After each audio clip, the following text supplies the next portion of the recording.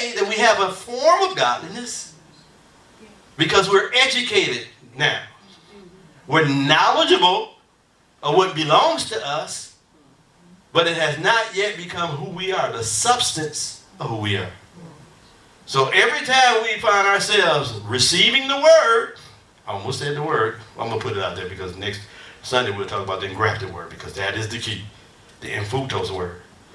Because if that word doesn't find a place, if it's not fixed, so that's what the fight is. The soul don't want that word fixed. It knows if that word ever gets fixed, and that word begins to cleave to your spirit, and you work, and then the Holy Spirit, because the Holy Spirit he's always over his word to conform it. Am I right? He said that word watch means it's the same word for brooding. It ain't like he got his eyes on it. He said, no, I'm actually incubating that word. And that soul knows that. And them demons know that. So he wants you to make sure that you don't get a chance to hear that word. It'll make you miss certain services. Well, yeah. Shut you down.